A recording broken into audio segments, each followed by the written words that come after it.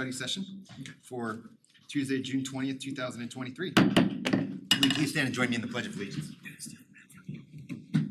I pledge allegiance to the flag of the United States of America and to the republic for which it stands, one nation, under God, indivisible, with liberty and justice for all. Thank you. Clerk, will you call the roll, please? Mayor Karsbeck. Here. Mayor Pro Tem Grace. Here. Trustee Hardy. Here. Trustee Albrecht. Here. Trustee Murphy. Here. Trustee Ayers. Here. Trustee Butler. Here. Excellent, we have a full board. As this is a study session, there will be no public comment or reports, so we can just move right into our presentation tonight. And we have Attorney Tano here, Attorney Tano from CIRSA. I hope I don't screw this up, but it's the Colorado Intra-Agency Risk Sharing Association. Very close. Colorado Intergovernmental Intergovernmental Risk Sharing Risk Sharing Agency. It's too long of a name. Well, that's all right, it's a real pleasure to have you here. So thank you for coming all the way out. She has Thank you some so great speaking. It's awesome to see her again. I appreciate it. Thank you very much. And it's great to be back. This is actually the third time I've been out this spring. I first went out for a respectful workplace conduct session, and then Chris talked to me about speaking with the planning commission and then with the board. And the planning commission meeting was great. They were just so thirsty for, knowledge, and so it was really wonderful to be with them. But I do want to say this, that to the extent you feel like any of my topics are like, we don't need to hear that, Tammy, could you please let me know? Because I don't want to cover anything where you feel like we're good, we've heard it before, maybe from Aaron or others, and so, let's move on to the next topic. Or if there are areas where you want to dwell a little, I'm happy to do that too. Or you can surprise me with topics that aren't even, part of the presentation. So let's see, let me just change these display settings. Is that okay? Yes, that's okay.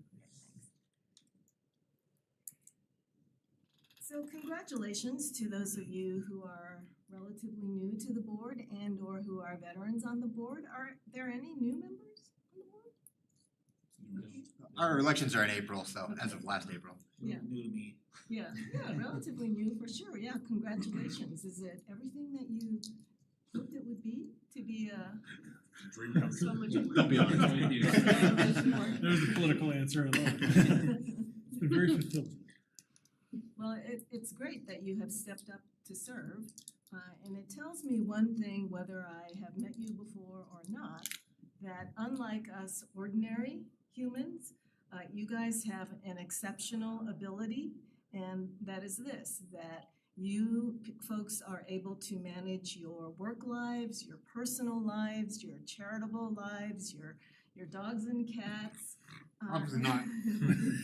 Or I wouldn't be on Facebook, yep. And in your spare time, you've decided, hey, I'm gonna govern a municipality.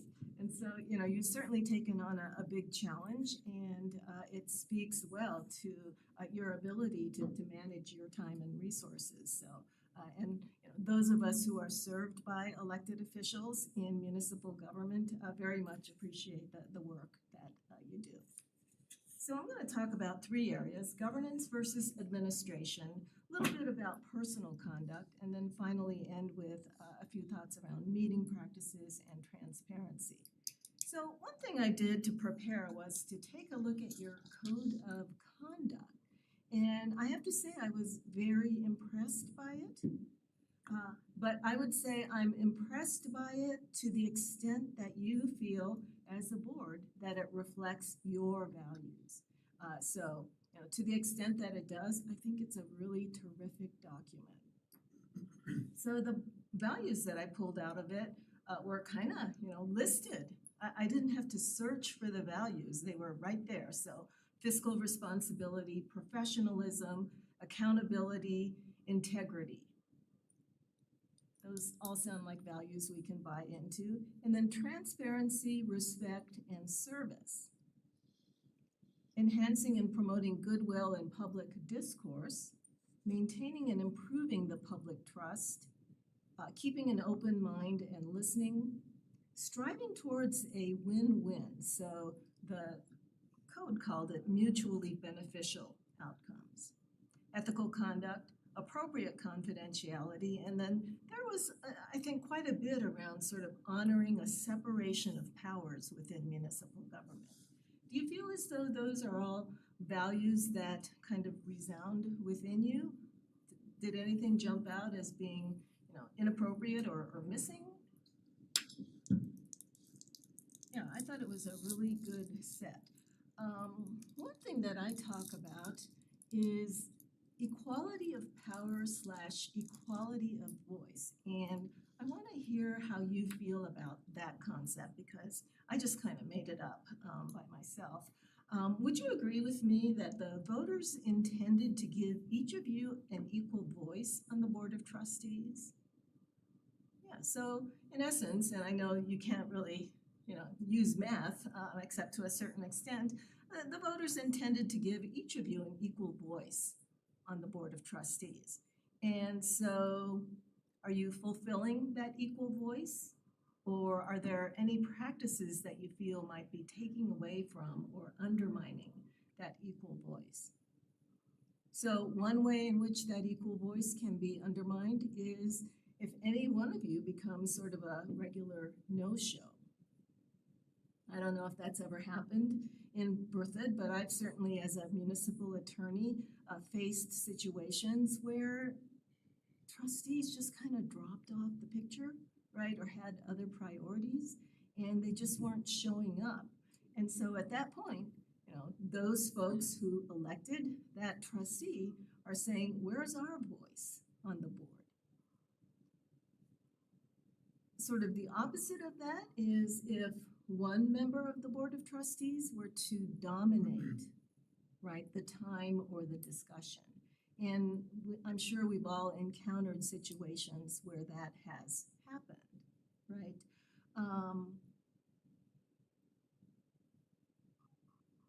And sometimes it happens inadvertently, right? If somebody kind of takes more time, and again, it can't be divided mathematically into each trustee gets 1/7 of his or her time during board meetings, but if somebody is dominating the discussion, right, to an extreme degree, then it's just taking away from everybody else.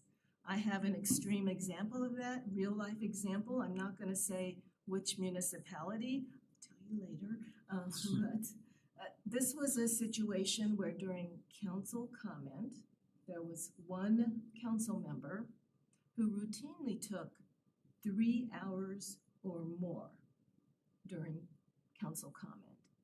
Can you imagine that? And it was a large city council, so we're talking 11 or 13 members. So at that point, you start to say, well, what if each member took 3 hours, right?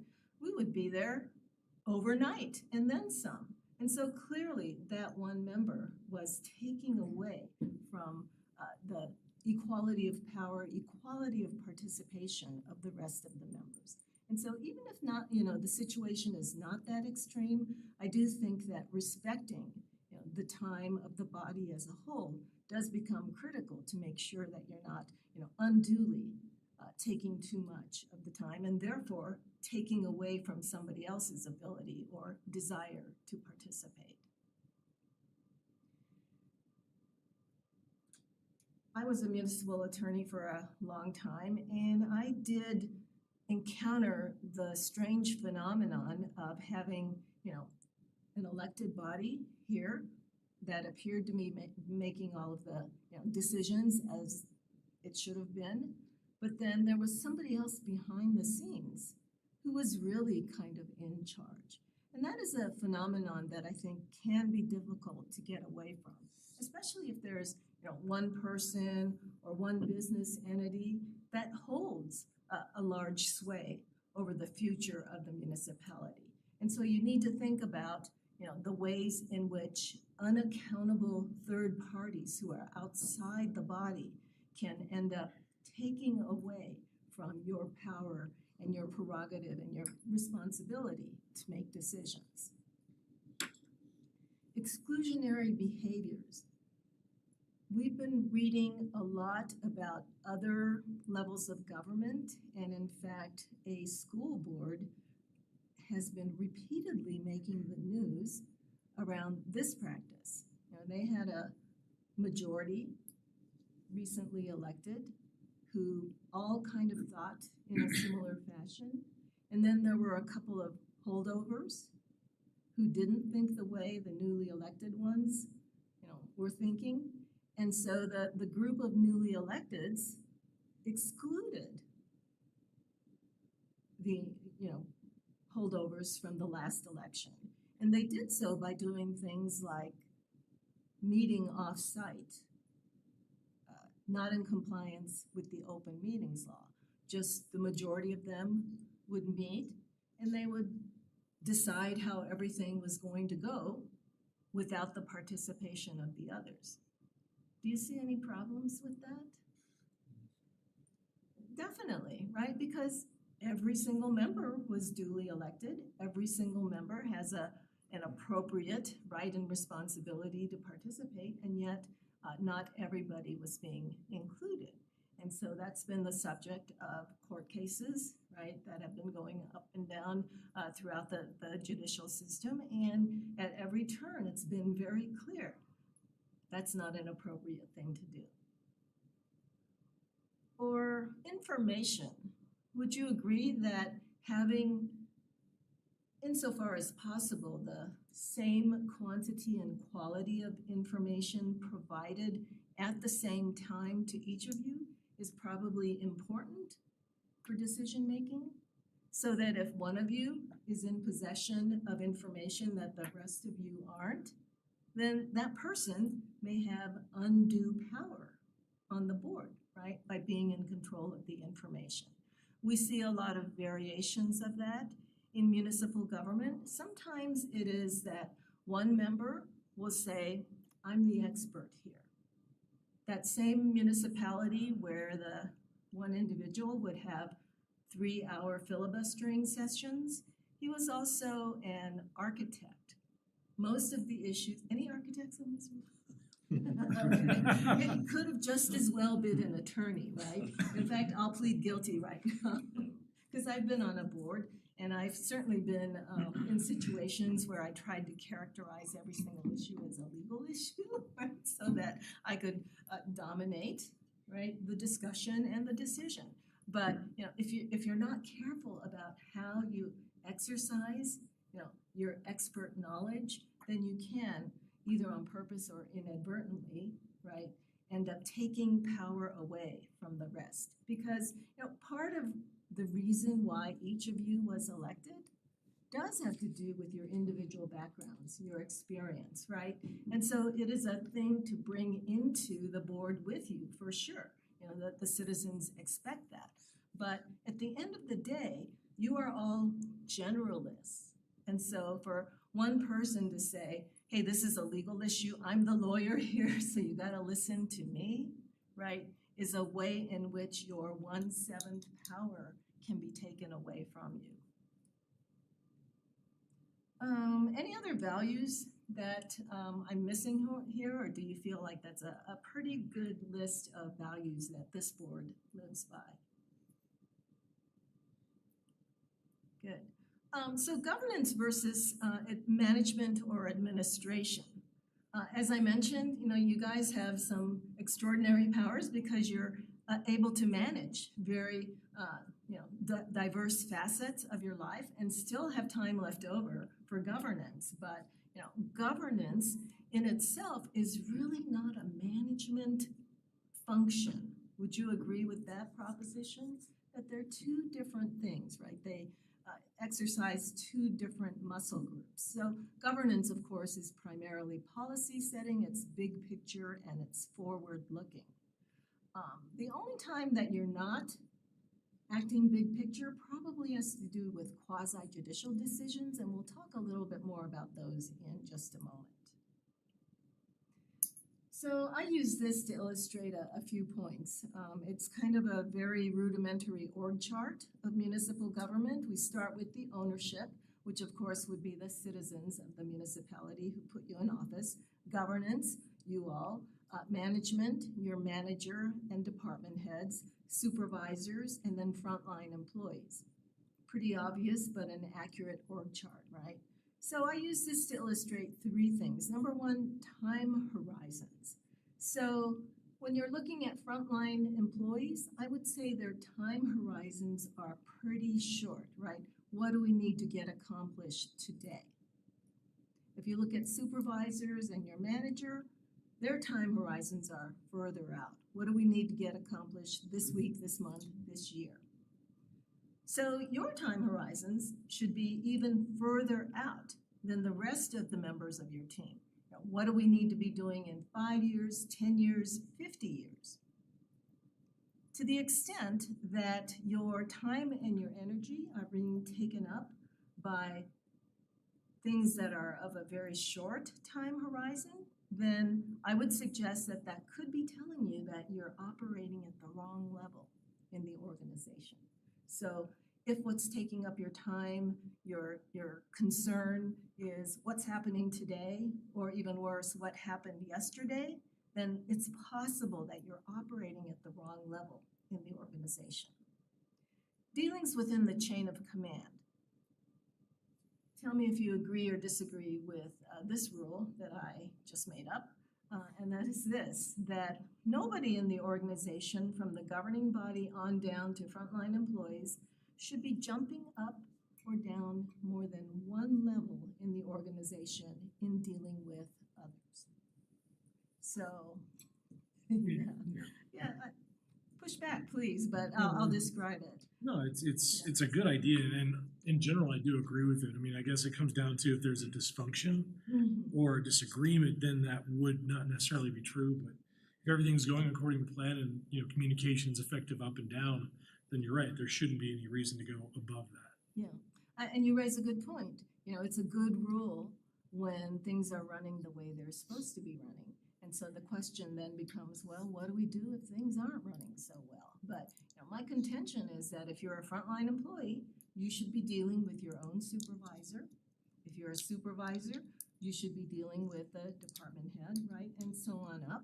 And then also down the chain also. If you're a governing body member or the governing body, you should be dealing with your own direct reports. You shouldn't be jumping down more than one level, nor should you be allowing somebody to reach up and pull you down more than one level. So whether you initiate it or it's something that somebody else initiates it, this jumping up or down one level, I think, is important to honor. Now, what happens if things are not well functioning? I would say this, that you've identified a problem and it needs to be addressed, but that addressing it by jumping down more than one level is not the right way to deal with it. So if you identify an issue, right, you should be dealing with those who are accountable to you to say, I perceive a problem here. Do you agree there's a problem? If you agree, then I will hold you accountable as our direct report to do something about it, right? Because if you reach down more than one level, then you're assuming the position, right? And you may sort of trying to sit in the same seat as the problem. And that kind of messes up accountability, right? It disempowers those that you've jumped over. And oftentimes the problem will not be solved by jumping down more than one level. So does that make sense as sort of a way to reconcile the situation? Great, thanks. And then no redundancy. I've never found the right word quite, but I would say that if you look at the employee side of the organization, there's a certain amount of room for people to be able to cover for one another, if you will. So if there's an absence or a vacancy in a position, people are able to say, okay, I'll take on some extra work until that person comes back or until that vacancy is filled, right? And if you look at the levels of the organization, there's quite a lot of flexibility to be able to do that on the administrative side. But at your level, right? If you were not running on all cylinders, if one of you were, AWOL, or if your attention got diverted to, workaday concerns rather than the big picture, would there be another entity or group that could jump in for you and say, okay, the board is having its attention diverted, so we'll step in and do the job of the board for a while? Doesn't work that way, right? There is no redundancy at your level. And so it is an important reason why you should guard very jealously, that those areas that are your work, because nobody else can do that work for you. Speaking with one voice, do you feel like that's a discipline that you all can and do abide by? Good. So once you've made a decision, you speak with one voice around it? Good. Yeah, glad to hear that. I think I try to, luckily this board is, in my opinion, is fantastic as far as diverse opinions and coming together. But I think I just personally get held up on this maybe from past boards or experiences, but if to me it's all right to speak an opinion as long as you say it's your opinion and try to fairly represent both sides. But I always kind of have a problem with saying I will instantly agree after the vote with what you said. I think that goes back to what the voters elected you for is your opinion.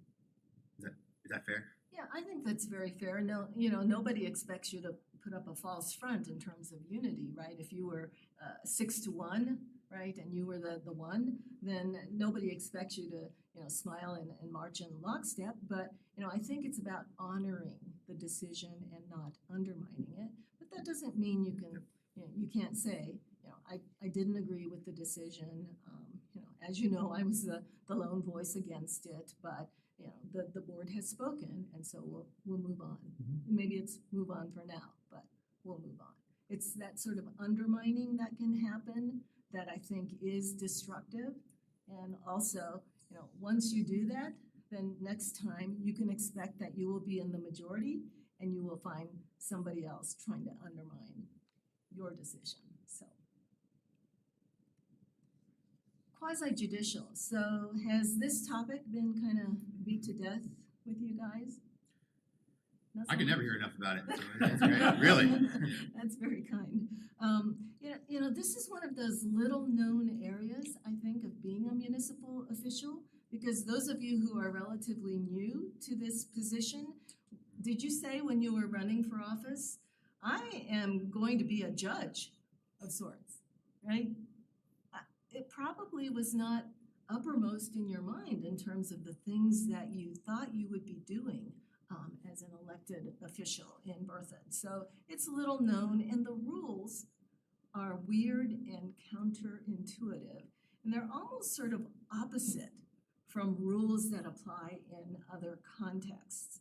But it's so critical to, first of all, be able to spot the quasi-judicial action, right? And then be able to say, okay, we're wearing a different hat, it's quasi-judicial, and so I need to, comport myself with these kinds of expectations. In the legislative arena, it's another set of rules, or it's really more of a free-for-all when it's a legislative matter. So spotting the quasi-judicial action is probably most critical. So legislative activities are probably those that came to mind when you were running for office, right? So you were thinking that you would be listening to the citizens who contact you in person or by email or on social media, right? Does that happen? Do citizens contact you?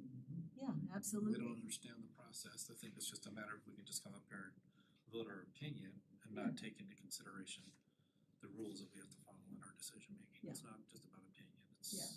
about the case being presented. Exactly. Or how about investigating the issues yourself, applying your own personal knowledge? You probably figured you'd be doing some of that, right, as an elected official. Communicating early and often with everything on your mind, with your constituents, right? Lobbying and being lobbied. So you probably thought, well, over in the state legislature, right? People get lobbied all the time. People lobby each other all the time. Sounds like fair game here. working in advance to create a consensus. Is consensus building an important skill? It absolutely is, but maybe not so much in the quasi-judicial setting. And then ultimately, if you're acting in a legislative capacity, you are probably doing something like voting on an ordinance or voting on a policy-making enactment that will have prospective application and that will kind of apply town-wide to everybody affected, right? So that's legislation. All of these activities are okay when you're acting as a legislator. And if you're acting in a quasi-judicial capacity, then all of those activities I just listed could be problematic. So that's how weird these rules of engagements are. You know, everything that's okay in one setting may not be okay in the other setting. So quasi-judicial, I think, you know, if you say, well, what is the opposite of a prospective town-wide enactment that involves policy? It's probably an individual decision, right, that affects one person's or one entity's property rights. So that's quasi-judicial. And the law calls for notice and a hearing before an unbiased group of decision makers, listening to the evidence that they hear at the hearing, and then applying a pre-existing, pre-established set of laws or criteria. So that's quasi-judicial. Most of your land use applications are going to be quasi-judicial, right? Occasionally there are land use related things that are, you know, prospective and townwide and policy, but most of the time if you have an individual applicant, right, an individual property, it's going to be quasi-judicial.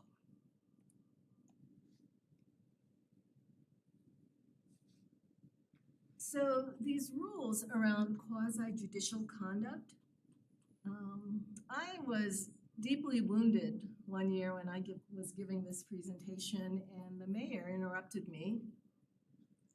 Not this mayor. The mayor interrupted me and said, Tammy, all of these rules around quasi-judicial, these are just the attempts of the attorneys to control us, right? I was so deeply wounded because it really is not about control. It really is about the fact that these quasi-judicial rules of engagement are founded in the Constitution, right? That says nobody shall be deprived of life, liberty, or property without due process of law. So, you know, when I say notice and a hearing before an unbiased group of decision makers, that's kind of the essence of procedural due process required by the Constitution.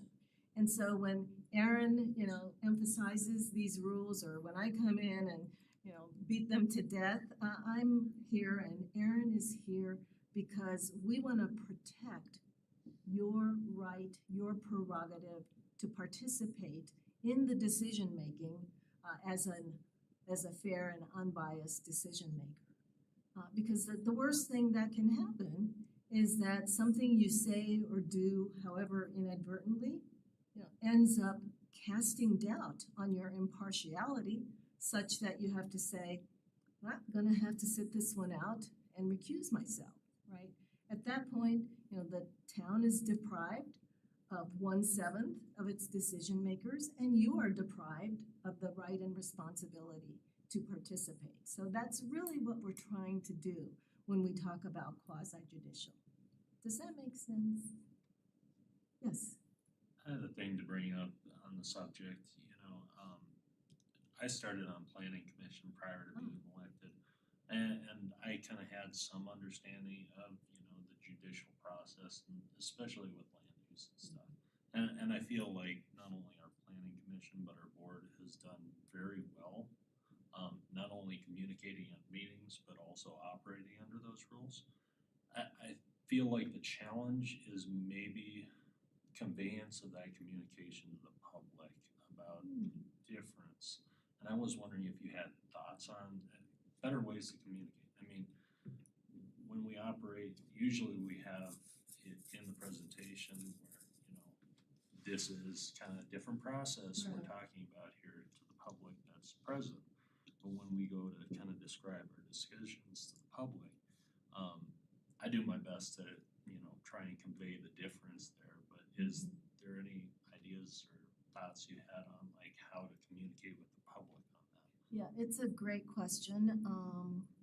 I feel like maybe your rules of conduct do address some of this, and so citizens can get a better understanding of the, different arenas in which you operate by getting a better understanding of your rules of conduct. Another thing that I've seen some cities do is specifically identify on the agenda, right, quasi judicial, right, plat approval, blah, blah, blah. So those items that are quasi judicial are specifically marked and called out that way. Another thing I've seen happen is a little one pager on quasi judicial responsibilities, rules of conduct, expectations from the citizens being put on the website. Actually, Ann does that during her presentation. She has a slide that she's kind of made stock, like this is step 1, step 2, step 3, step 4.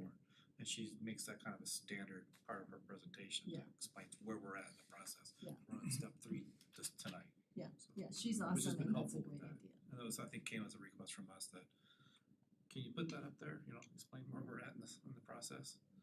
I think that's a great approach and it educates people sort of incrementally. Yeah, because I think a lot of times we forget, it's not just the presenter and us. It's the presenter, us, and an audience. Absolutely. So sometimes the audience may not have had 5 years' experience on a town board to understand all these, because I've been there every meeting or whatever. That's a first-time homeowner coming in, going, well, what's happening next to me? Yeah. They don't understand the process yet, and then it just, you feel like you're always constantly having to re-explain yourself. Yeah, yeah, good point So though, having that up there is kind of a nice little, we're in step 3. that's great. I learned from the CML web seminar last fall, Denver. I think one thing we could do is a cheat sheet, like you were saying, a one pager, but have it out in the boardroom so when people walk in, kind of explaining what a public hearing is, the expectations, time frame, the time limits, and that kind of stuff. Well, I think Christian added it to the website too. Didn't we put something up there? I do believe so. Which I think that'd be great. I just think when people are in the room too, there might not be everyone who's checked the website. And that's why I like Ann putting that cheat sheet in the presentation. Yeah. Even though it's like, oh, there's that slide again. I know where we're at, but Yeah. it's kind of like, oh wait, someone may not know where we're at. Yeah. So it's helpful. I think it'd be a good idea to actually, like you mentioned, maybe label it on the agenda Yeah. for each agenda item, legislation versus quasi judicial. It generally puts public hearing. I guess you could just put general quasi judicial instead of that. Is that what you're saying, Attorney, too? Yeah, so sometimes you have a public hearing and yet it's not quasi judicial. So I do think it's helpful when you have, for instance, a site-specific land use application, or to the extent that you guys are involved in licensing decisions, to kind of just put that word quasi judicial. Okay. Because it'll vary QD. per agenda Just item. QD.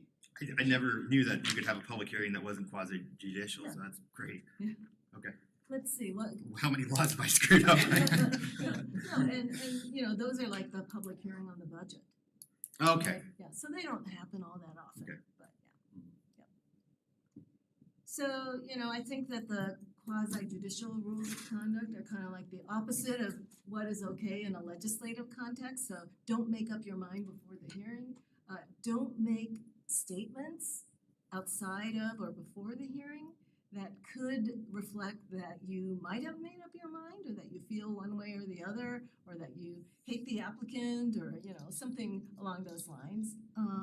And of course, if you know in your heart that you can't be an unbiased decision maker, then I would say don't participate. Now that doesn't come up very often.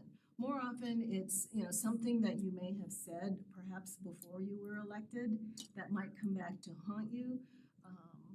In the metro area, in other communities, sometimes it's, as a candidate, I will do everything in my power, right, to prohibit any big box retailer from coming into our municipality, right? You can imagine some communities feel that way, right?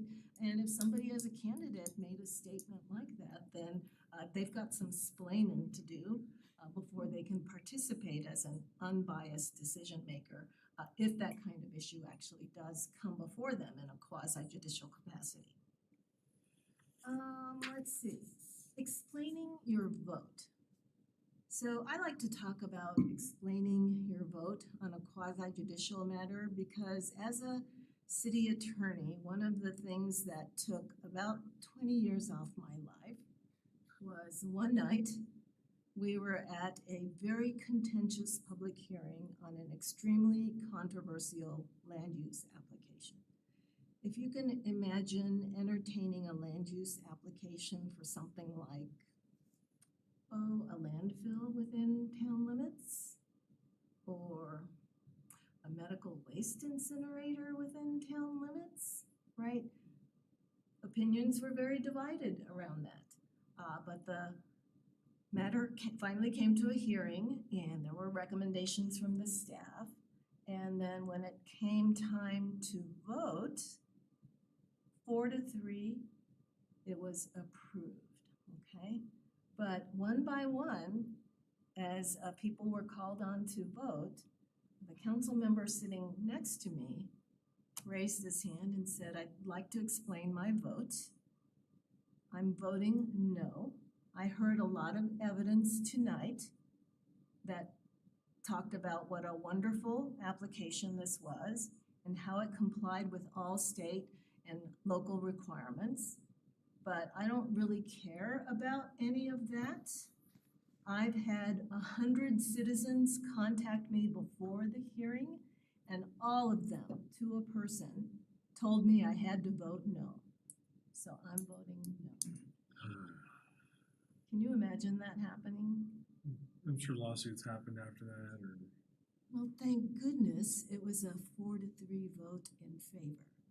If it had been a 4-3 vote against, right, then I probably would be talking to you about the damages at that point. Now, you may be asking yourself, why would they approve a landfill in our beautiful fair city, right? And so the citizens definitely had questions around that, but the political process addressed that issue, right?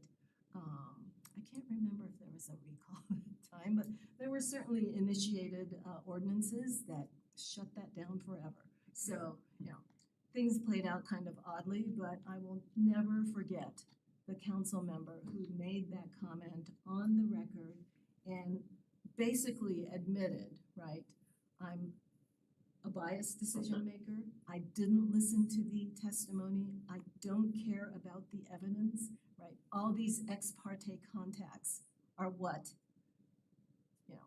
made me vote no.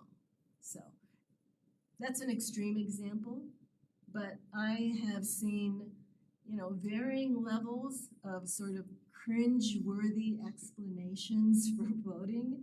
And so, do you guys have that practice? I'd like to explain my vote. It's not an official practice, Yeah. but we go down the line and if Okay. you don't have anything to say, then you don't. Yeah. I would just beseech you, and I know that, your city attorney is listening carefully and saying, can I connect up what he or she just said to evidence or criteria? And as long as she can say, oh yeah, then it's not a problem. But, I would ask you to kind of say, what is the evidence that I heard tonight, right? What are the legal criteria that I'm applying? And then try to focus, right, your explanation on those two things. Does that make sense? Yeah. I feel like I don't even need to say that to you guys. So, but thank you for that. So, is this a liability issue? It most certainly is. We've seen our share of cases around missteps, especially in the quasi-judicial process. And when you look around at Berthoud, right, it is a jewel of a community.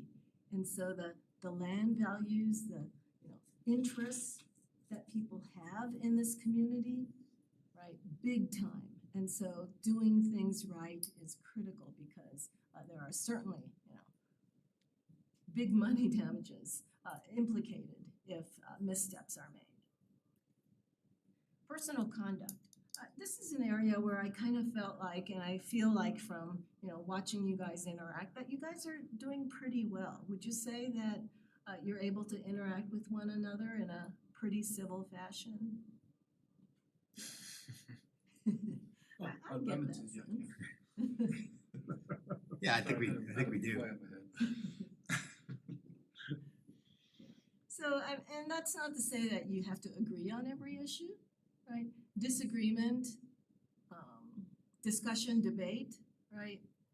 These are the engines that are the brilliance of a collective decision-making body like yours, right? If you guys all came in with the same mindset and the same opinion and the same vote every time, then why would we even need 7 of you, right? So this is not to say anything is bad about disagreeing. To me, it's about how you go about doing it and whether if you disagree on one issue, you're able to brush off the residue of that prior disagreement and move on fresh to the next issue. Acting as I rather than we is kind of a critical issue. So would you agree with me that as board members, all of your responsibilities are exercised as one member of the Board of Trustees? So other than certain individual responsibilities of the mayor, there are no individual responsibilities given to any single member of the board. So to the extent that you're acting as I, that could be a red flag that you're venturing into an area that's outside your job description and potentially a source of liability. So everything that you do has to be done in a meeting, right? Public meeting, and it has to be done by motion, ordinance, resolution. So acting as I, there's just not a whole lot of latitude to be able to do that as an individual board member. And I stress this because if you look at other levels of government, either that isn't the case or they're acting as though that's not the case, right? Do you see at the state legislature or Congress, for instance, a lot of I behavior, right? Lots of that. Do we even see that maybe at the county level, right?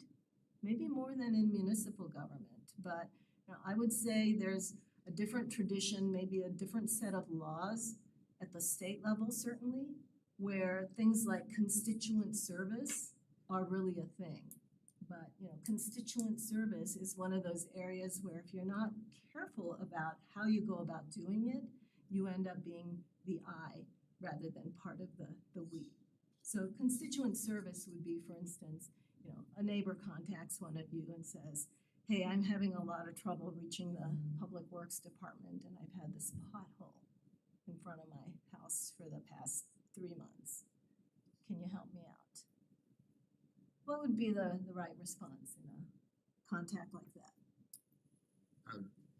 Or try to get copy in the town administrator or someone from streets. Don't jump more than one level. But yeah, I think that by the time we were talking about one level, you meant like personnel matters, right? Because sometimes with our town administrators, okay with it too, but I'll go talk directly to Jeremy or to a planner with questions. But it's not direction; it's fact finding, clarification type stuff. Well, I'm not going to disagree with you because I think the most important thing is how you work out those communications between you guys together, first of all, and then you and your manager, secondly, right? So if he's comfortable, then I'm comfortable. But I will say this, that there is a perception issue around your contacts that you may not be aware of, right? You may be saying, I'm just passing something on, or I'm just asking a question for my own benefit, and the person at the other end is saying, how high did he tell me to jump, right? So that perception issue, I think, is one that has to be managed. So, I think figure out that conduit for passing on those things, but be super, super careful about managing that perception issue. Does that make sense?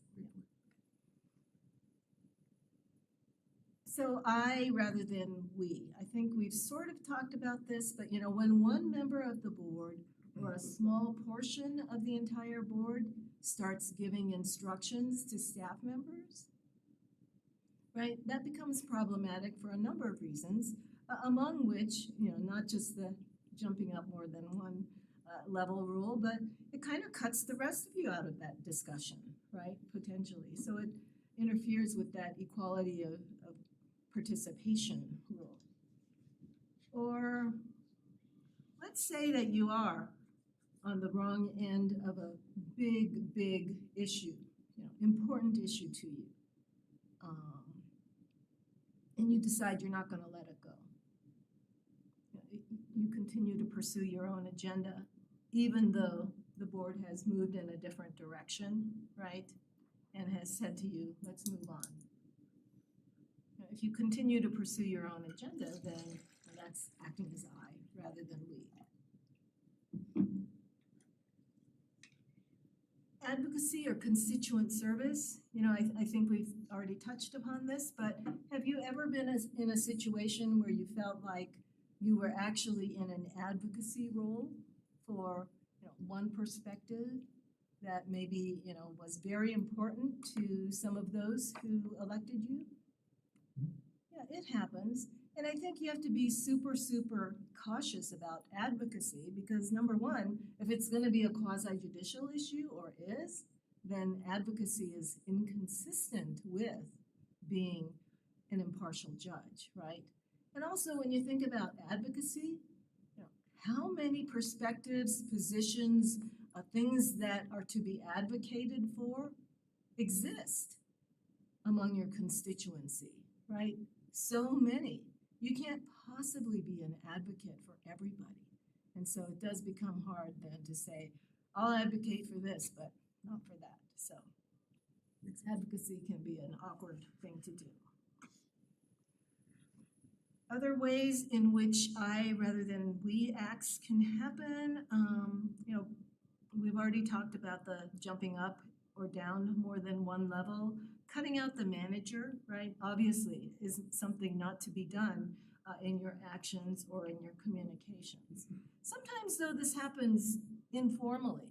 You know, you live in a small community and there are many great benefits to living in a small community, among which is that you know most people, right? And so you may have interactions with somebody. You may have interactions with staff members, as an example, or neighbors. But have you ever considered the possibility that there's an appearance there that you might be end running or cutting somebody out of the discussion? So another thing to be sensitive about. And really, we're going to talk more about meetings and transparency in a moment. But you know, do you ever find yourself together in the same place, 2 or 3 or more of you? It can happen, right?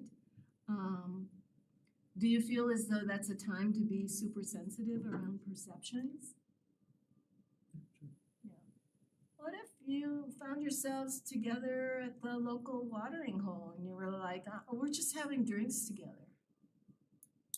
Do you think that the citizens, though, might look at it differently?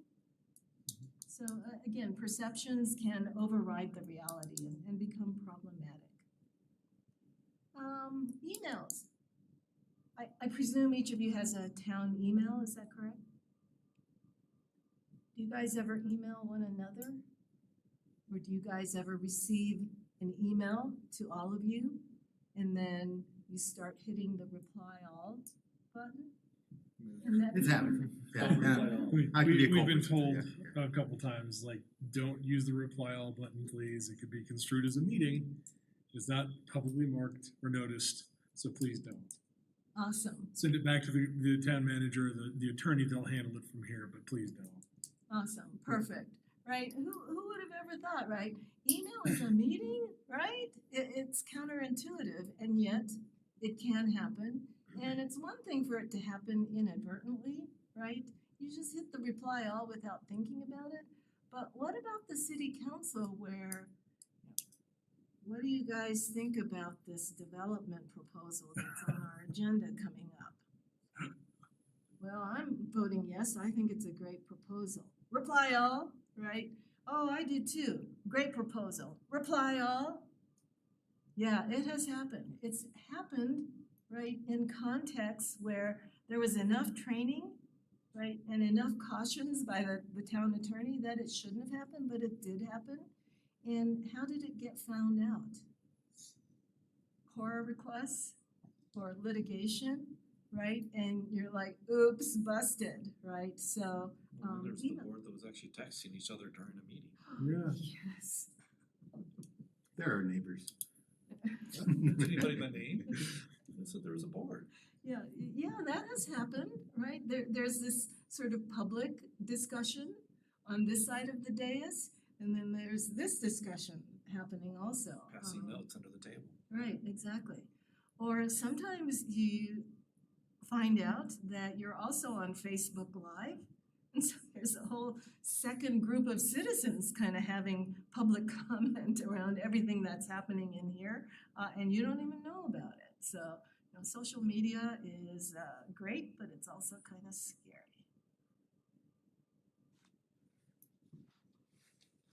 So, imbalance of information, and we talked about us lawyers and architects and other subject matter experts who may be on a board.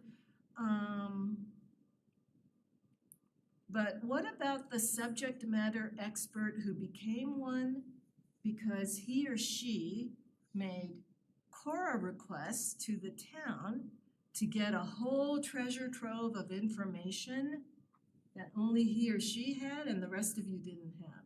Is that a phenomenon you've ever encountered in Berthoud? Like a trustee doing that? Yes. Not that I know of. Okay. Please never let that happen in Berthoud, but it has happened and does happen among Christian some of won't your let us do that. neighbors. What's that? Christian won't let us do that. Yeah, no, He's like, little do you know how many times that's happened. He'll give us that look even through email. Yep.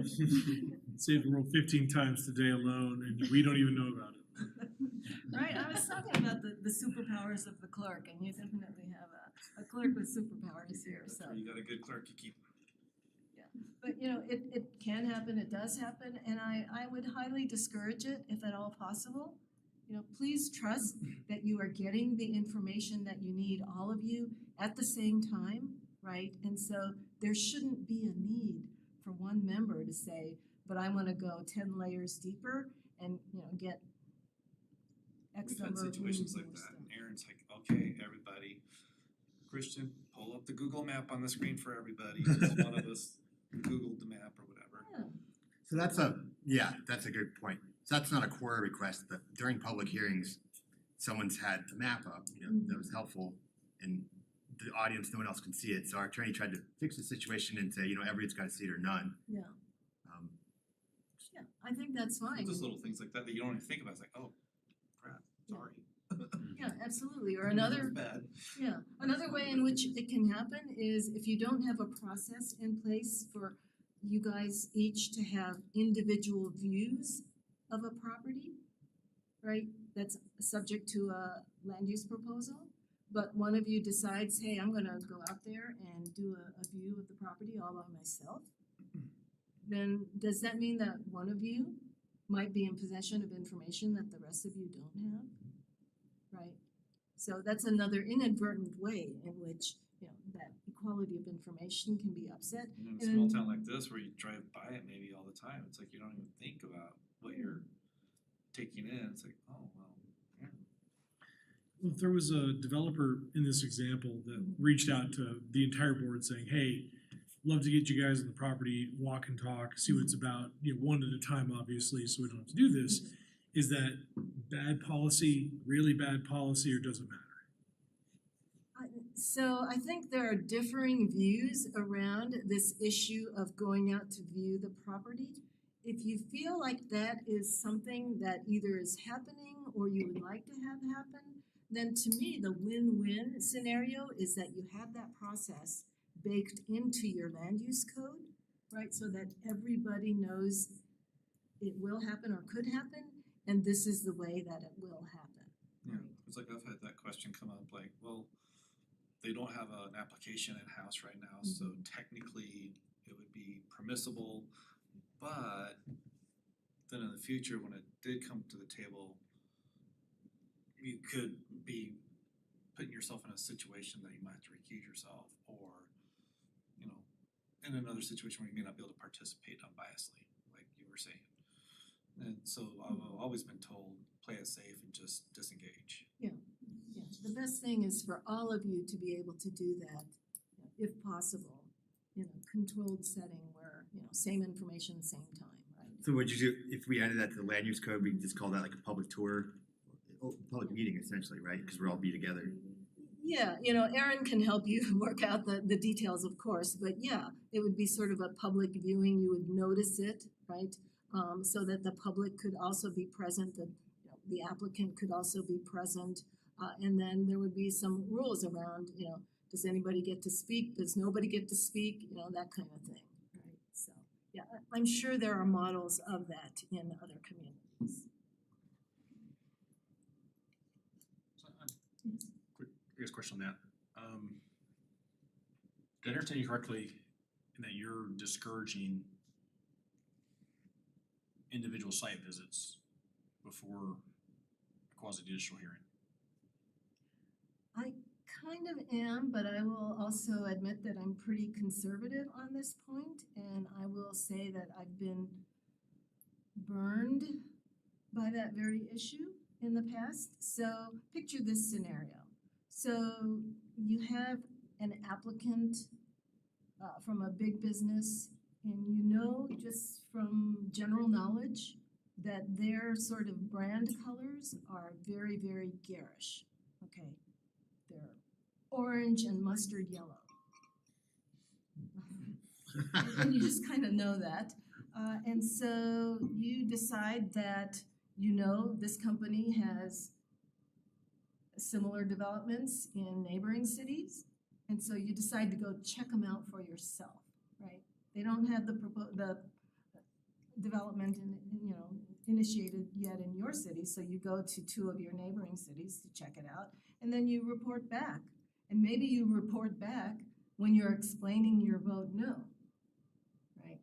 I went to their development in Littleton or Lakewood, and that garish mustard yellow and orange, I just can't stand it, I'm voting no. And the rest of you are like, we didn't have the benefit of being able to see that, right? Why can't we all have the benefit of being able to see that? And so, right, those kinds of issues can crop up when you do an individual site visit. And you sort of put everybody else at a disadvantage. You potentially put the applicant at a disadvantage because this is outside the hearing information, right? The same could go for just doing your own, like, Googling research beforehand, looking for reviews, other comments. Oh, well, I see in my packet they've done a development in XYZ community. You Google all there and how it went. You see good and bad stuff there, and so now you're getting all this other additional information that's not in our packet. Yeah. And that can be construed as being biased then.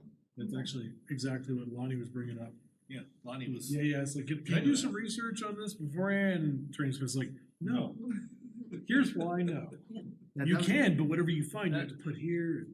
That was an interesting thing from my experience, that when we have Attorney Smith, she changed. So before that, I just thought it was normal to do your own homework, Google stuff, read about it. And she said you absolutely only get your information from the packet. You can't even talk to staff, which I guess, I trust her obviously, but it just seems so limited if you're really relying on a couple pages in a packet for a really big decision. That's what I'm struggling with this, to be quite frank, personally.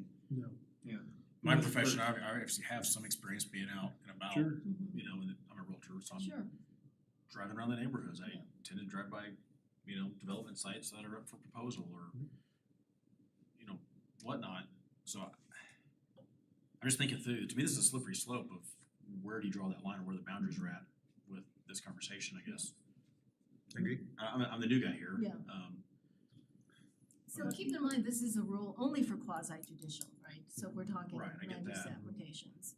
I was just gonna say, I think if there is a true desire to see the property or hear from the applicant on property, it would have to just be a public meeting. Yeah. So there's no room for questioning or that appearance factor of what were you discussing? Are you being bought off? Are you I don't ever involved meet in with this deal? You know what I applicants. mean? I don't talk with So- applicants. Well, no, we've never had this conversation, so I think it's Yeah. good to, like, your question's valid, like, it's good to see in person and maybe have those opportunities, but I guess we have to figure out a way that keeps us legally safe. Well, I feel, I'm just talking out loud here, I mean, like I think Mayor mentioned, I feel a duty to do some homework so I can make an educated, decision.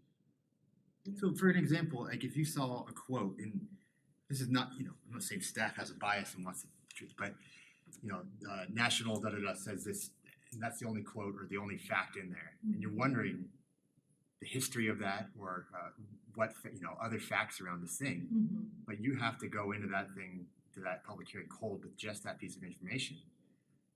Written by someone, you don't know if they're on a really tight time schedule or what. It seems like it just creates a situation where you're bound to butt heads when you get in there, because you're asking all these questions and then you're questioning everything that was put out there.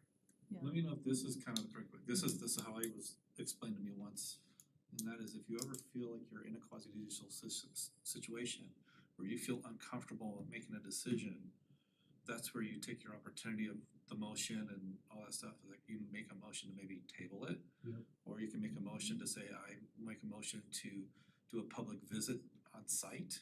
Yep. And those sort of things. So we don't necessarily have to make a decision that night. I think oftentimes we feel pressured like we have to, but there's oftentimes where I have felt like I don't feel like I can make a decision tonight because I don't have enough information. Yeah. So that's where you make a request to town staff to say, I want more information regarding this. I wanna see other examples, or can we do a special study session on this? And we need to remember that we have that power to do that, and that we don't have to feel pressured into making a decision. We've done that before. Yeah, we have. We've been pretty good about it lately, but I know in other meetings, there's been situations like after it's like, oh man, I really don't wanna vote on that or whatever, but I did because I didn't know what to do. And I've even heard it like when I was on planning commission and even after being off planning commission, even planning commission has even felt that way, like, well, we didn't know what to do, we felt like we had to vote and we didn't want to, or we wanted more information. So I'm liking that we're including planning commission more in meetings like this with us, and I'm glad you went and talked to them about all this, cause after I saw your meeting about 4 years ago, you opened up the doors and lights for me, that's how we got our code of conduct, just to let you know you were an inspiration for that. But yeah, so it's just nice to know, to have this type of information to us, that we can have more power than just what's in our packet to make a motion for yes or no. There's more than just yes or no. Yeah, you can always continue the hearing for more information unless there are looming time deadlines that just won't let you do that. And let me just also say, you don't have to show up at a hearing having completely emptied out your mind of everything or anything that you already know, right? I would say, please don't do your own research, right? Rely on the staff to present you the information you need, or be prepared to ask for more information by continuing the matter. Or here's another trick, right? If you think you know something, but you'd like to hear more about it, ask it in the form of a question, right? Like, you could say, I think we've all read in the papers recently about, right? Could you please explain, applicant, from your perspective, what really went on, right? If it's relevant. I don't know that it would be relevant, but if it's relevant, if it, comprises one of the criteria, and they've kind of stayed silent on it, and it's this sort of elephant in the room, then you could ask a question about it. Well, there's been, I think I've done it at least once where I drove by the property, because I drove by it a lot, and I did, but you asked. I asked what I saw in a form of a question, which then made it public for everybody else, and then they addressed it, and then now it's officially in the record that we could then all share it. Yeah. And it was just like, oh, well, I have this little information that only I think I have, Yeah. but I wanna share it, but how do I share it? And You Aaron want it to would've come told out of me- somebody else's mouth. Aaron said, ask it in the form of a question. Yeah. And I was like, oh, cool. Yeah. That's easy. Jeopardy. So, you know, Jeff, to get back to your question, right, if you look at a judge, you know, they rely on the parties to present the evidence, right? A judge would never properly say, well, I did my own research or I did my own investigation, because then the parties would be like, yikes, right? And so, you know, I think that is something to keep in mind when you're acting in a quasi judicial capacity. It's just not what a judge would do, and so you have to think twice about doing it as a quasi judge. Now, could asking something in the form of a question jeopardize you in the way of bias? It depends. It depends on how you ask the question. I've certainly heard leading questions where you're like, you're not actually asking a question, are you? But, you know, if you frame it in a neutral fashion, in an information gathering fashion, as opposed to a cross-examination, isn't it true that, you know, kind of approach, then I think that it would pass muster. But of course, you can't be a witness, right, if you're a decision maker. And so you've got to be careful to make sure that your question isn't actually testimony or taking a position. So, you know, if you can find a way to ask it in a neutral, info gathering, you know, fashion, then I think it would be okay. And Erin will, I'm sure, correct me if I'm saying anything that's making her tear her hair out. She's the voice in the ceiling. Right. Okay, so let's see, personal conduct. Transparency, do we even need to talk about the open meetings law any more than we have already, or the Open Records Act? I feel like we've covered those topics pretty well. You've probably heard it On the a news. million times. Yes, and on the news, and so I won't say much else other than to say that, you know, from the citizens' perspective, there is a high expectation of transparency, especially at the municipal level, right? We don't know what's going on at the federal level. We don't know what's going on at the state level. The county, you know, I don't know. I personally have no idea what's going on in my county, but municipal land, right? I know, I care, I want to know. And so if there's ever a transparency breach, right, it's going to cast huge doubt on your commitment to Especially in a small town. transparency. Yes, especially in a small town, for sure. So enough said about that. And I will stop here and just see if there are any questions, anything else you want to push back or, you know, dig a little bit deeper on, or anything else where you're like, Tammy, that was a really stupid thing you said. I have one question regarding this open meeting. What if I think that I possess some expert information or relevant, you know, testimony or to a quasi-judicial, I guess, hearing? How should that be handled in spirit of open meeting laws going into the meeting? Yeah, so do you guys have a practice or the ability as individual trustees to contact Erin in advance or Ann in advance? I mean, our town administrator doesn't have a problem with it. Yeah, okay. I guess we never really discussed it, but Yeah. You know, if you have a concern and you're worried that it may not be part of the packet materials that everybody has, then I think it's okay to say, hey, Ann, are you going to be covering this issue? Right, in the staff presentation. So reach out to staff directly. Yeah, I mean, if that's a practice that is okay within the town of Berthoud. I usually reach out to Erin because I figured, Yeah, She's Erin's the your leader of best the bet. law. Yeah, and yeah. she's Erin's your always best got great responses and she's quick to respond. And so Yeah. she's my go-to for if Yeah, I have I any think- sort of what if. Yeah, I think that's a great idea. I think that Erin is your best resource in that regard. You know, because if you contact staff, there can come a point when the staff starts to feel like, whoa, this trustee is trying to, you know, push me to prepare the packet materials for a particular outcome, right? And that can become problematic. And so I think just kind of airing your concerns with Aaron is probably the best bet. And isn't that considered more confidential if you have an inquiry with our attorney versus if I contacted, say, Christian or Jeremy directly, that would be more open and public in an email, wouldn't it? Well, How is that's, that client attorney privilege sort of thing, cause that's kind of how I feel. I've always seen a question of concern to a town attorney, cause I feel like that's more of a confidential conversation, and then I can get good advice on whether or not I need to participate in the meeting or not. Not that it comes up a lot, but there has been one or two things that concern me, so. yeah, from a practical standpoint, I think that's true that, you know, your city attorney will be your trusted and discreet advisor.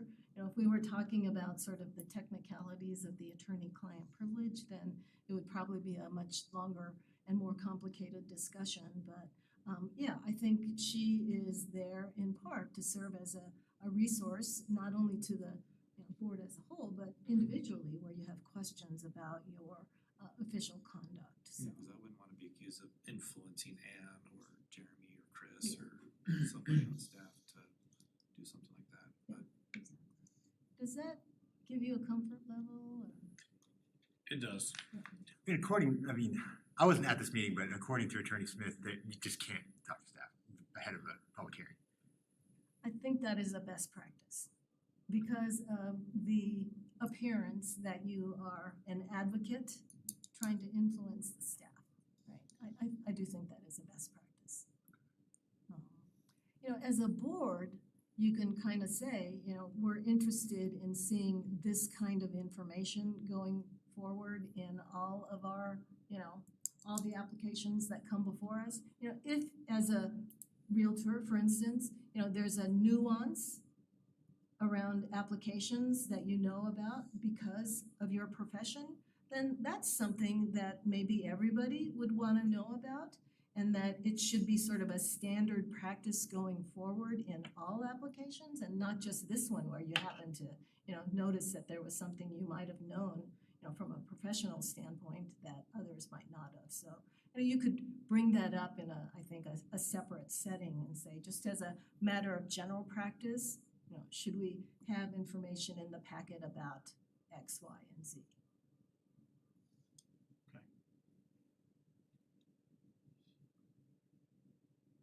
Okay, any other questions or discussion? Could we go over, because I've heard this both ways as a chair on how to conduct the hearing. It would be questions. Another thing I learned last fall was to have a script, which I don't, but just read off the script, you know, explain to the public as an elected official how this works. But then we go presentation from staff, presentation from the applicant, questions for staff or the applicant. And this is where I've seen it go two different ways. One would be board questions, and then open up public comment or public hearing. And the other one was just go from, so board would ask first. The other way would be have public comment first, and then the board can go. Yeah. Is there a preference? Are they both okay, or? I think they're both okay. I think there's one advantage to having public comment and then board comment / questions, and that is this, that when the public comments on a pending application, their job is to give testimony, right? To make affirmative statements. That is very hard to grasp, right? Especially if you're a citizen who has a lot of questions, right? And they want to ask those questions and they want an answer to those questions. And yet they are constrained by, you know, how hearings go to giving testimony, not asking questions and expecting answers. So the advantage of you guys going after the citizens is to the extent that you feel as though an unanswered citizen question is a good one, right? The answer would help further your decision making, then you can ask that question, right? So I would say that that's the benefit. Great, that's how we do it now. Yeah, good. Thanks. Would, I don't know if this is the right time to bring this up, but I've had ideas of, in spirit of some of the public education,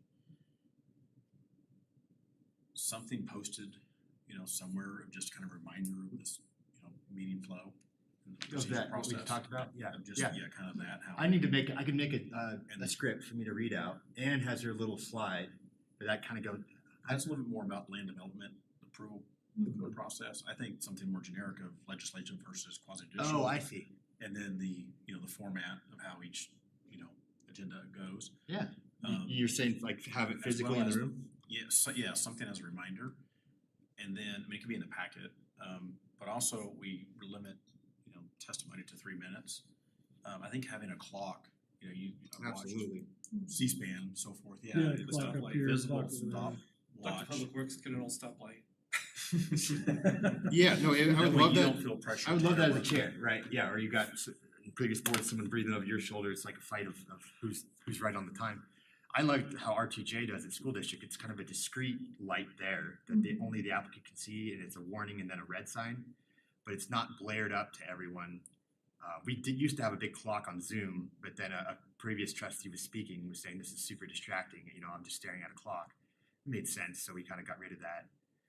But I totally agree. I think some form of Some reminder. so I'm just not being like you're done, or you got 10 seconds and then you're done. Okay, yeah. Yeah, absolutely. I think it's a great idea. Some municipalities do use the big clock on, it's like a PowerPoint thing and it's counting down and it is very distracting. You're trying to Stressful. outrace. It's like, it's like watching MacGyver and this bomb gonna go off. I think it's a good thing to have for our benefit so that we're showing we're not giving favoritism to Right. anybody. So having it be recorded and the entire audience can see you got 3 minutes and the next person gets 3 minutes, it's like a form of accountability for us that we're not picking favorites and giving people more time. agree. Definitely. Some respect it, others don't. And then some like to combine it. There's 3 of us here, we're gonna combine our. Yeah, we want 9 I wanna minutes. speak for 9 minutes. Please don't do that. Yeah. There's a neighboring city of yours that was allowing that and it went out of control. So then divide I up think I your remember favor. reading about that meeting about water meters and it just went off the rails and If you had 50 people and combine it all into one speaker. I mean, just go ahead That and would grab be a a bad book. day, yeah. That's where you just divide up the paper into 3 sheets and, okay, you each get 3 minutes. Yep. You speak 1, 2, 3. Because Ann's slide is more about Yeah, you're right. the Just land use application portion. process for land use. Well, no, she has one. That's the problem. It's a really brief thing, but how that night is actually conducted, she'll go over. And she got it from Kurt. Kurt made it.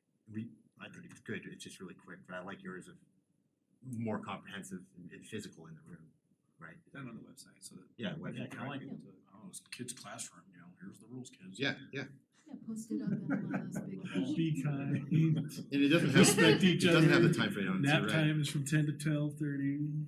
Yeah. Okay, anything else? Do have one, but I don't know if this might be the okay place to, I'll ask it if you don't wanna answer it, or if Ann wants to answer it. I've had like I was out of town last week, and we've had several other times where trustees have been out of town, but we wanted to participate still. And, COVID's over, so now it's like you only participate if we're sitting right here in person. But yet we're allowing applicants to participate via Zoom. Is there a good practice or cause for yes and no on that? Like, should we require applicants to be present in the room? Just like we require all of us here to be in the room in order to participate? I don't have a good answer to that. I think it really boils down to what all of you are comfortable doing, right? And it sounds as though the culture is you want to be able to look each other in the eye and hear each other Get that live. vibe. Right, exactly, because it is different, right? Yeah. It does feel different when one of you is phoning it in or, zooming it in. It just feels different, but if it's allowed by your rules and you're okay with it, right? Yeah, I mean, I'm fine with it being all of us requiring us to be here, but after being COVID for 2 years and doing virtual meetings for 2 years, we're now trying, and before that, we didn't even really do Zoom at all. We didn't have citizen participation hardly that worked well before then. And so now we're in this new thing, like, well, I'll just zoom in, it's kind of the, I was like, well, can I just zoom in? So it's almost kind of, we're allowing our applicants, I'm seeing it more and more where the applicant's zooming in, Mhm. or one of the teammates of the applicant is zooming in. And I'm kinda like, well, you know, if we're all required to be here, should we require all of them to be here? Is that wrong to think that, or? I don't think it's wrong. I'm kind of surprised that you would have applicants who wouldn't use the opportunity of being here and just kind of having the persuasive power of the presence. I think, I'm yeah, from my surprised. experience, Tim, they mostly have been. Yeah, most of them have, but But we you're do talking, get that occasional, oh yeah, we got so-and-so on our team here tonight, they're on Zoom. right, yeah, I think from their defense, that person might be living in California and to fly them in for, I mean, I guess we can always do that. I'm just saying, Save them a bunch of money. what would we have done, you know, before pre-COVID, we'd only hear from those that were here. So, but that's just kind of a. Or they don't have to have their other people in the team with them, they just wouldn't have bragged it, so maybe the Zoom thing is a benefit we wouldn't have had otherwise. Yeah, is it a good thing or is it a bad thing? Like all tools, it depends. Yeah. Which is what we're asking about right now. Should it matter Just as a kinda like- blanket yes, as a blanket no, or?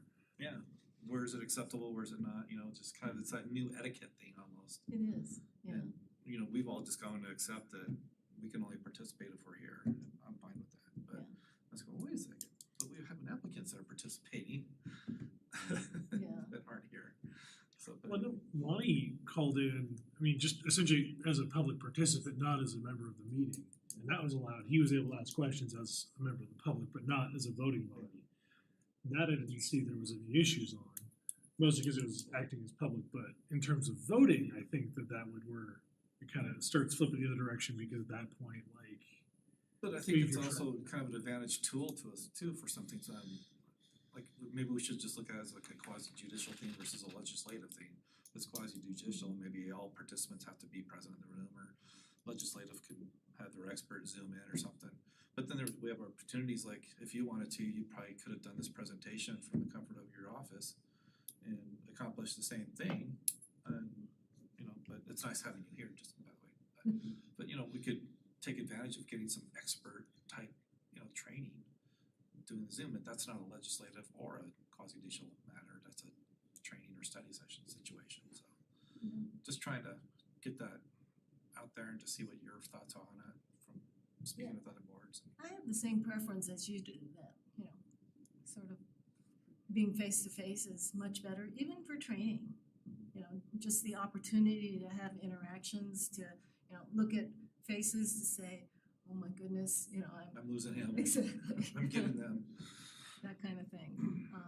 And you know, in terms of like participation by applicants and others, I would say kind of gauge how it's going, and if you feel as though you're losing something, then perhaps there's a reason to change that. But you know, I think it's a net benefit, frankly. You know, for instance, having Erin here virtually is much better than not having her at all, or having her having to rush back from, you know, another client. So, you know, I would say, you know, look for it as a benefit, and if you start seeing detriments, then, you know, begin discussing those.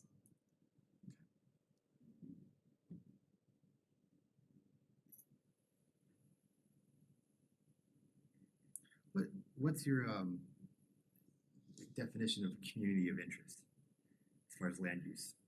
One of the things for an annexation is a community of interest. And I've heard a couple things of, one is just, can we serve that land?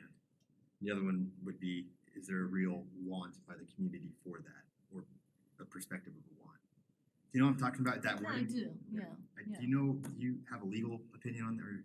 I don't have a legal opinion other than to say that I love the annexation criteria because they are broad Okay. and in the eye of the beholder, as it should be.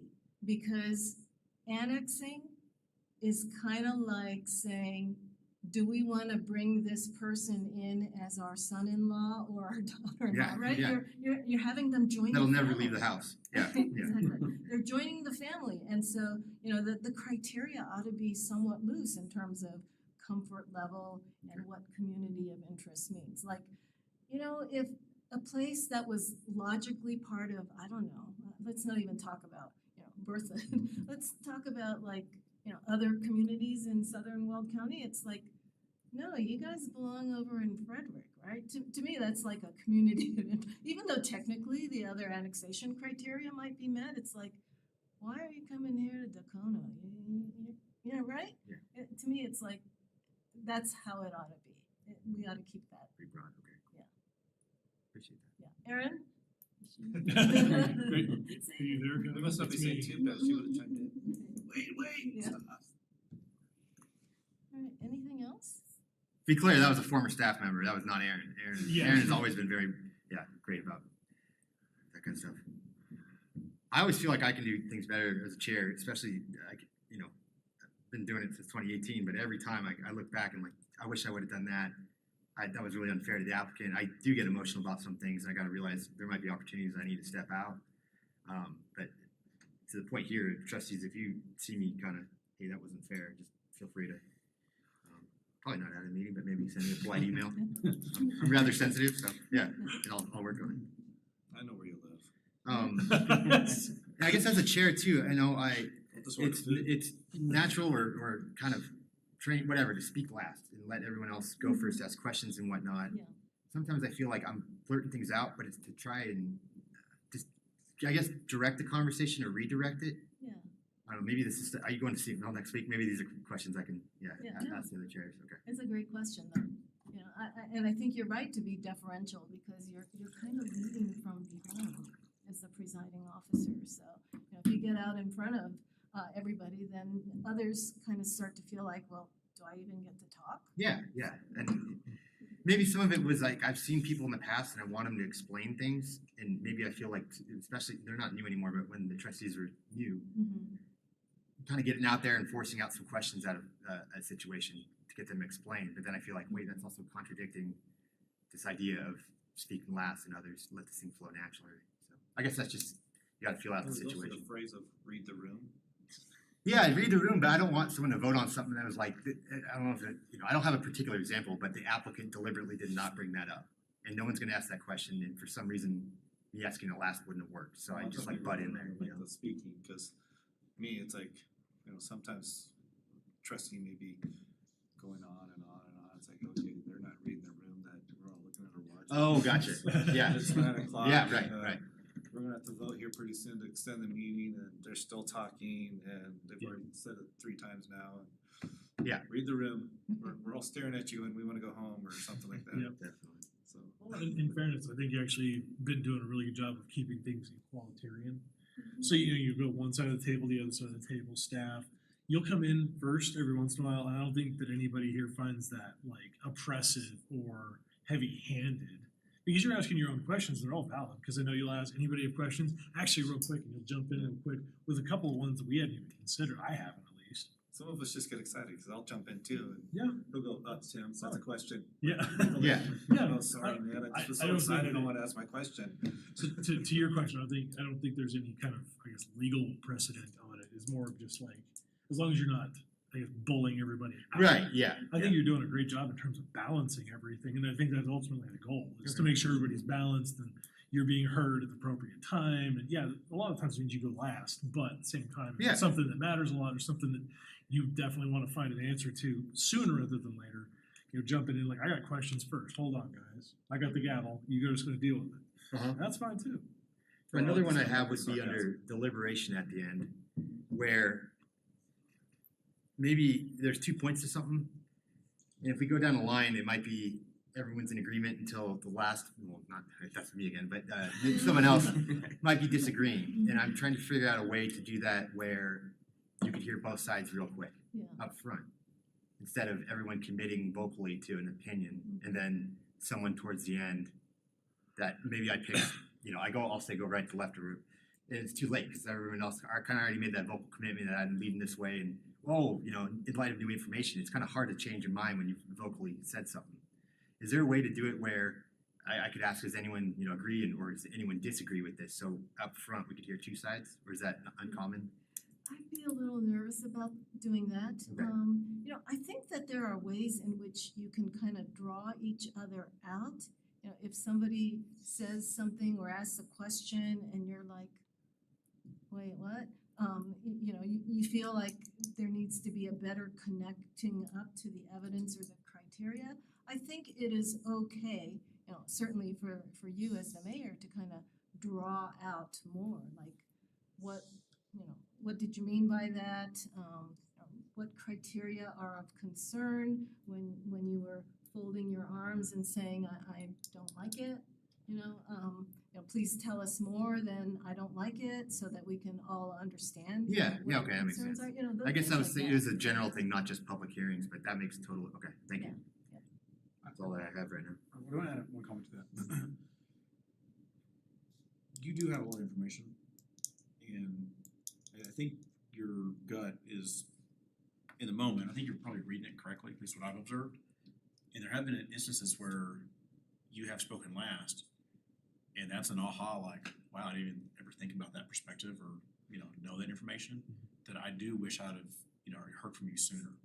No, that kind of goes back to that whole thing about I have information, how do I get this on the table publicly so the rest of my trustees Right. can have it? Right. Cause I feel the same way, sometimes you've gone to some of these other meetings for transportation or whatever, and so you have insight that a lot of us don't have.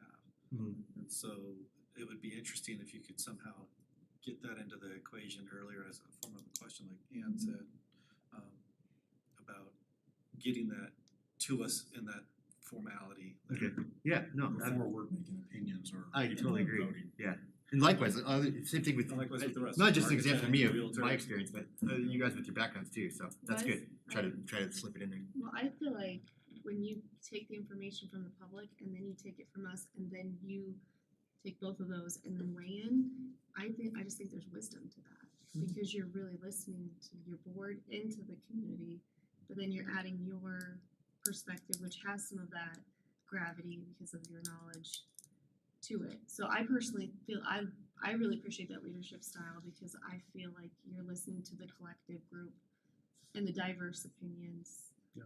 And then making your decision or your reactions to that as well. I really enjoy that dynamic about this board. And just be more conscious of the timing, cause sometimes, like you said, sometimes you bring it up at the end, sometimes you jump in at the very beginning before the rest of us have spoken, because I can see the excitement a lot of times with you and a lot of stuff. I mean, I do it too, I'll jump in, and I sometimes look and say, oh, sorry, did I interrupt? Yeah, no, Or I'll jump in before May, I tend to interrupt May. absolutely. But I'm thinking in particular to a public hearing, but I hear all you guys. I think it's just trying to weave it in there in the form of a question. Yeah, and if I could just add to that, Mayor Karstbeck, I really enjoy the process you go through, and I think the randomization of like who you're starting with and letting the board lead, I think is really respectful, and then, there is opportunities in there for kind of those dynamic questions and answers where somebody will bring something up and somebody will interject, whether it's you or somebody else on the board, where we can have those kind of cohesive moments where we get to the answer that we're all kind of looking for, and I think you do an excellent job of like kind of balancing that. I don't see much room for improvement, honestly. Thank you. Awesome. I'll keep working anyway. I always I go after a meeting. It's like, God, what if I should have fixed that or something, but you get better each time. Just don't drink an energy drink right before the meeting. Yeah. Keep no, us on yeah. here till midnight, that's it. We were it may We'll cut still yeah. forgive We you, were almost but- going past midnight. I was trying to drag on to have a 2-day meeting, but they wouldn't let me. Minutes, literally minutes away from midnight. Such a shame. We're this close, this close. Gonna Longest say, meeting. read the room. Get your no-dos out. Cool. That's all I have. CML attorney had a great point last fall about the public's comment in that, and they're, sometimes, and we're all sympathetic because we came from them. They're, in a way, they're our bosses, and this developer is an out-of-town entity that may or may not even be the property owner, And so you're really predisposed to someone saying, I live right next to this thing, I can tell you which way the groundwater is gonna work. The CML, I just wish I could have that attorney's phrase in there, but basically, they are not the defense. And their testimony, their evidence, I can't remember what he was saying about it, but it was really clarifying. And then he tied it into what you just said in the beginning, that this is going back to the Constitution and depriving people of their property rights. So I guess I'm just telling the board, I wish I could find that quote because it made me feel so much better about, sometimes you feel like the applicant has all this room, they have all this time to prepare. We are trying to make a decision here, and then you have people on the other side that only have 3 minutes to get their point across, and it just looks so unfair. Yeah. But the way he explained it made me feel so much better. Like, that's kind of how it's designed. This is a foregone conclusion in that thing. You're looking at these criteria. Anyway, that's more of a statement than a question. Yeah, that's a good point. But I guess along with that, so the applicant sometimes or they're allowed to just give a presentation that night with slides we've never seen. That's fair, is it? It's permissible, yeah. Because it seems to be, generally we don't see them. In fact, I'd say it's the large majority of the time, the presentation with the great pictures and the slides and all this fancy stuff happens that night. Yeah. So I've always kind of wondered, is that really open evidence that if we're just seeing it that night? But I guess you can consider it that if everyone's seeing it at once. Yeah, exactly right, yeah. I think it's also, a lot of our feedback to staff essentially is, if this is the first time we're seeing it right in the moment, the odds of us coming to a firm and very agreeable decision that evening goes down dramatically. Because there's many times where packets were incomplete, things were not attached, they were done wrong or something like that. And essentially we're like, well, we're not gonna work on this tonight, there wasn't enough information, we're gonna skip this over, we'll come back to it the next meeting. And that was just the end of it. Yeah. Because I think staff knows well enough to like not surprise us with like, oh, guess what? Here's like an extra slide deck and a whole bunch more Absolutely. Right. But I'm saying when, I don't want to say a developer's name, but when a developer comes in and with a really nice presentation of their, let's just use bird cells, for example, of an upcoming development. I've always kind of wondered, no one's seen this in advance but this developer, It doesn't seem to me like that's something you do in court. But I guess the way we're looking at it is that everyone's seeing this at once. It's Yeah. just, we have to make a decision, Yeah.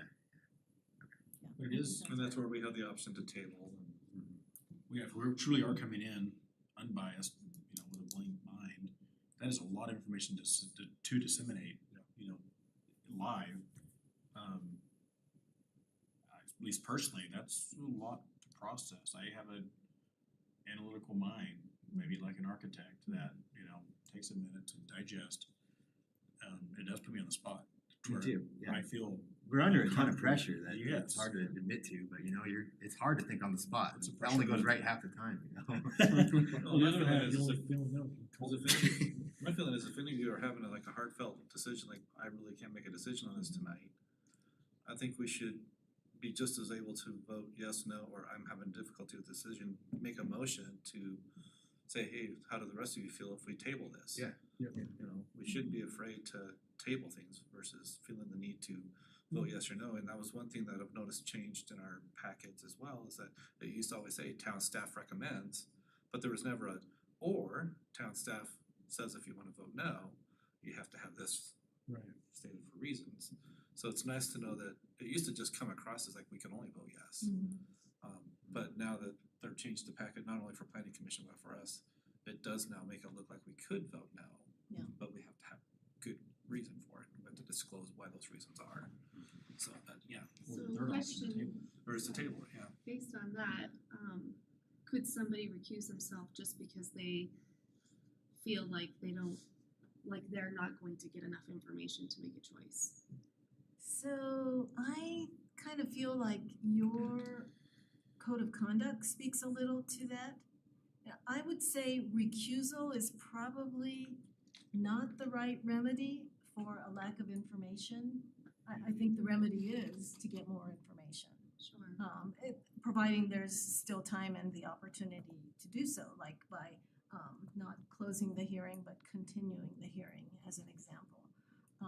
And The then only reason yeah. I think of that is for like a new board member, when you're coming into one of those hearings, you don't even necessarily understand the process or the land in question, and you won't even know what questions to necessarily ask to know how to make a sound decision at that time, and you can't go ask them before or after to get to that conclusion. That's why this is coming up for the first time as my thinking is if you're making a legal decision that's public, would it be savvy for them to say, I don't feel qualified at this moment to make this choice? I've never thought about that until just now, but I could see that being, if somebody felt uncomfortable making that public declaration.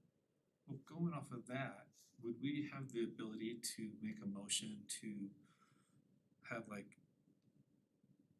I guess an executive session briefly with the attorney, say, I've got some questions on this that are of legal state, can I go ask you in the back real quick about my question, then come back to the table? Is that possible?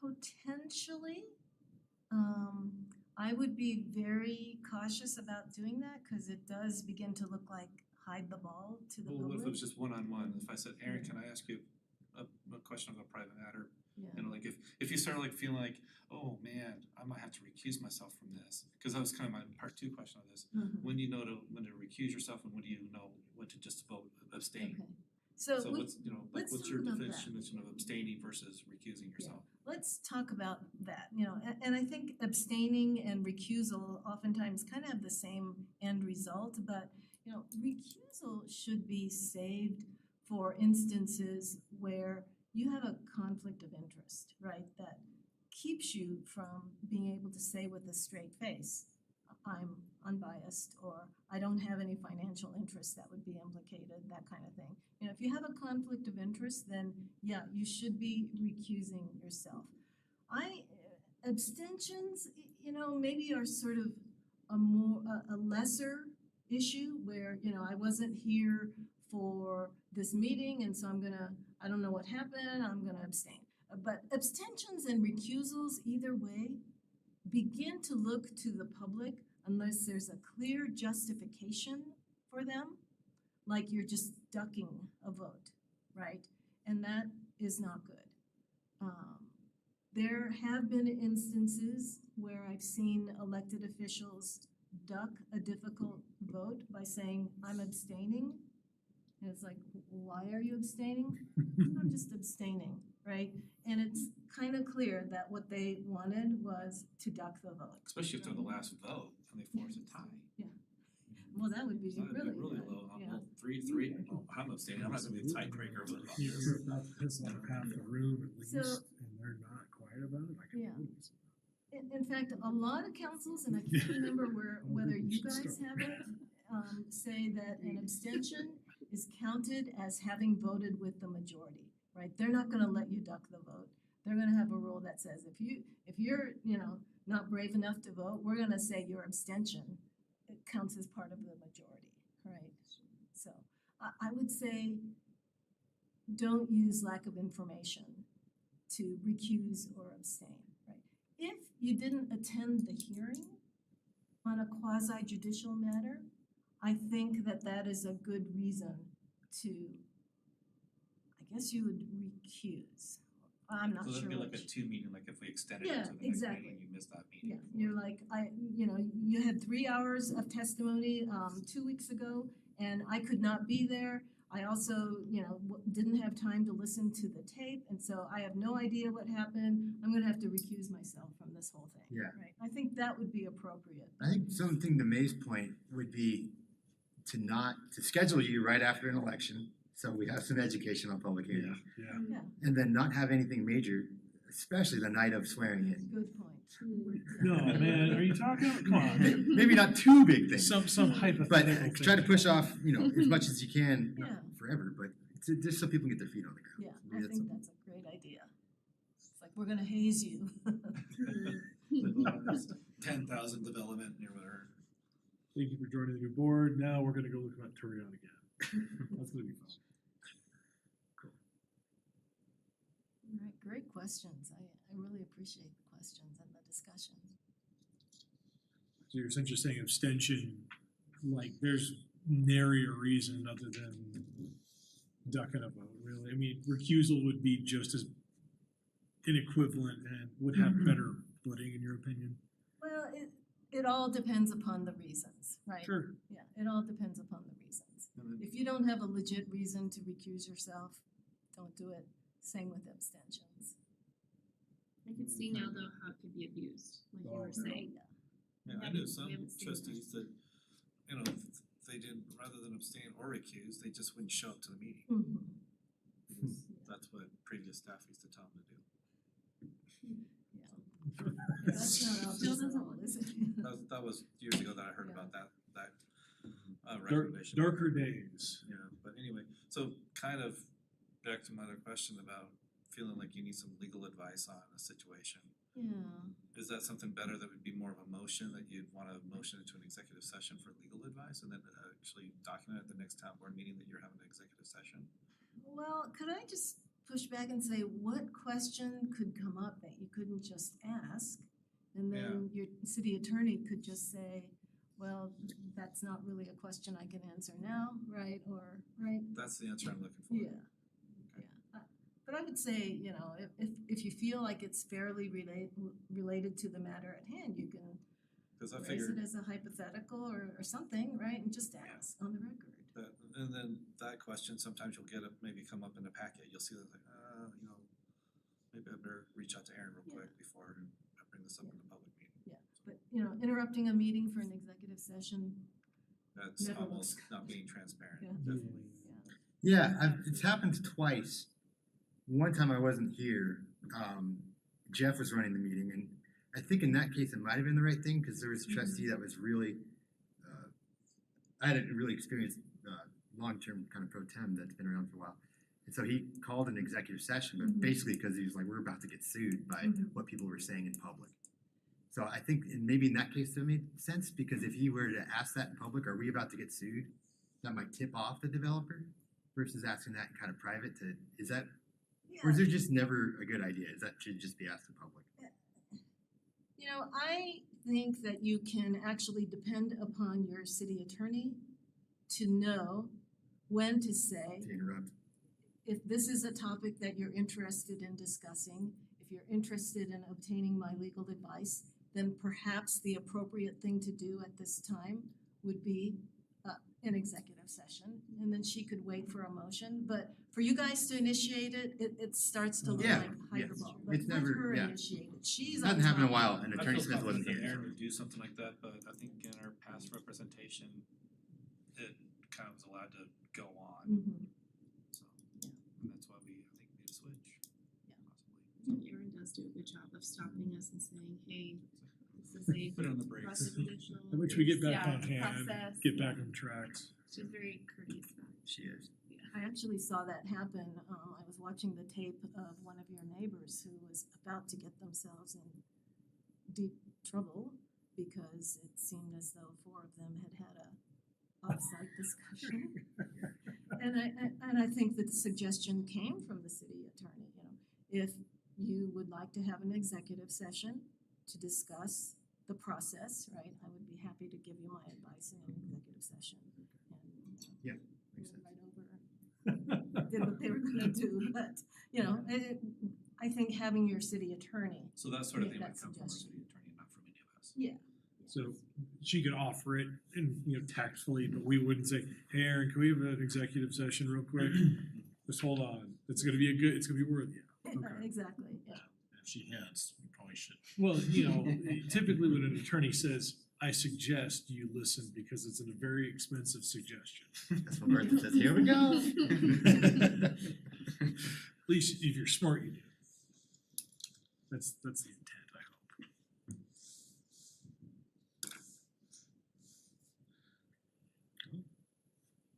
Okay, well, thank you all so much. I Thank really you. enjoyed it. Yeah, I'd be happy great. to come back As usual. anytime, so, Appreciate it.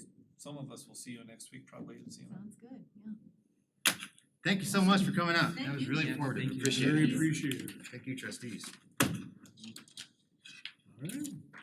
Any reports? No report. Oh, yeah, I was about to leave. Let's go ahead and adjourn the meeting.